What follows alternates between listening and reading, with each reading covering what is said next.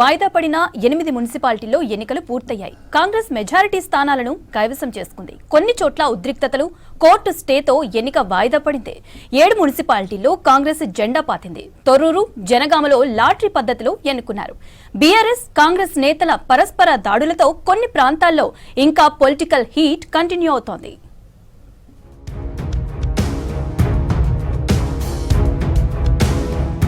రాష్ట్రంలో నిన్న 11 చోట్ల వాయిదా పడ్డ మున్సిపల్ చైర్మన్, వైస్ చైర్మన్ ఎన్నిక ఇవాళ జరిగింది. కాగా ఉద్రిక్తతలతో ఇవాళ కూడా కొన్ని చోట్ల ఎన్నిక వాయిదా పడింది.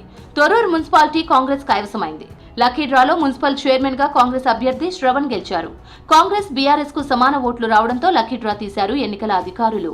తొర్రూరు వైస్ చైర్మన్ గా లక్కీ డ్రాలో సోమరజని గెలుపొందారు. దీంతో తొర్రూరు చైర్పర్సన్, వైస్ చైర్పర్సన్ పదవులు కాంగ్రెస్ కు దక్కాయి. ఉదయం నుంచి తొర్రూరులో హైటెన్షన్ నెలకొంది. తీవ్ర గందరగోళం, ఉద్రిక్తతల మధ్య లక్కీ డ్రా తీశారు ఎన్నికల అధికారులు.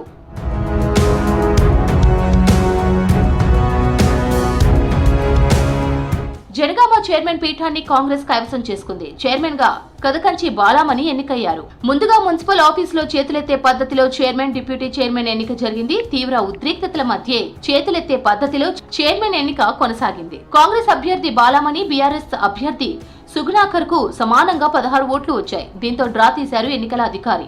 డ్రాలో బాలామణి పేరు వచ్చింది. దీంతో బాలామణి చైర్మన్ గా ఎన్నికైనట్లు ప్రకటించారు ఎన్నికల అధికారి. అయితే మున్సిపల్ ఆఫీసులో ఆందోళన చేశారు ఎమ్మెల్యే పల్లా రాజేశ్వర్ రెడ్డి, బీఆర్ఎస్ కార్పొరేటర్లు.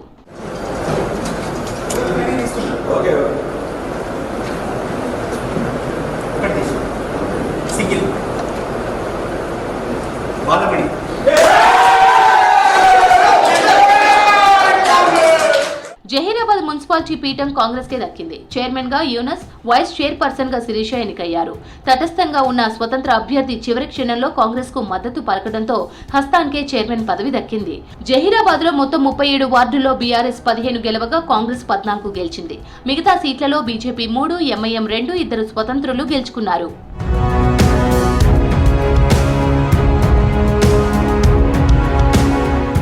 కొమరంభీం జిల్లా కాగజ్ నగర్ మున్సిపల్ పీఠం కాంగ్రెస్ చేజిక్కించుకుంది. మున్సిపల్ చైర్పర్సన్ గా కాంగ్రెస్ కు చెందిన షాహీన్ సుల్తానా, వైస్ చైర్పర్సన్ గా బీజేపీకి చెందిన గజ్జల లావణ్య ఎన్నికయ్యారు. వార్డులో కాంగ్రెస్ 9 గెలుచుకోగా బీజేపీ 3, స్వతంత్రులు 2 వార్డులు గెలిచారు.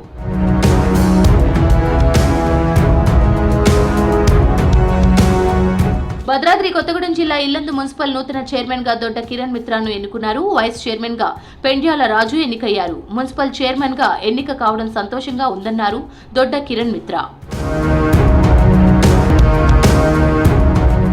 పెద్దపల్లి జిల్లా సుల్తానాబాద్ మున్సిపల్ చైర్మన్ గా బిర్దు రాధాకృష్ణ ఏకగ్రీవంగా ఎన్నికయ్యారు. వైస్ చైర్మన్ గా అంతటి పుష్పలత ఎన్నికయ్యారు. 10 మంది కాంగ్రెస్ పార్టీ కౌన్సిలర్లు ఏకగ్రీవంగా ఎన్నుకున్నారు.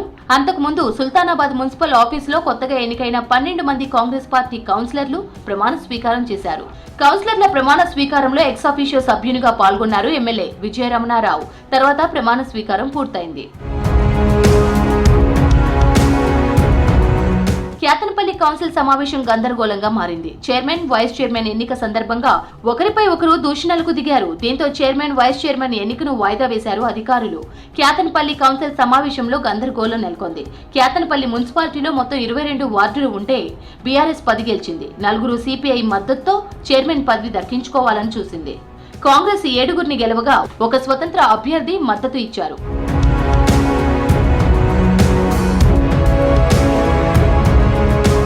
ఇబ్రహీంపట్నం మున్సిపాలిటీ పంచాయతీ హైకోర్టుకు చేరింది. 19వ వార్డు కౌన్సిలర్ ఆకుల యాదగిరిని కిడ్నాప్ చేశారంటూ కోర్టులో పిటిషన్ దాఖలైంది.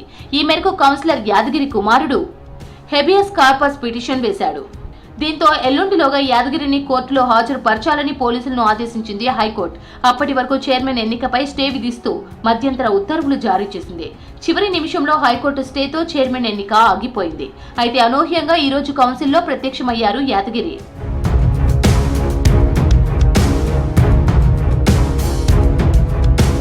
ఇవాళ జరిగిన 11 మున్సిపాలిటీల్లో 7 మున్సిపాలిటీలను కాంగ్రెస్ కైవసం చేసుకుంది. ఇబ్రహీంపట్నం చైర్మన్ ను బీఆర్ఎస్ కైవసం చేసుకున్న కోర్టు స్టేతో ఫలితం నిలిపివేశారు.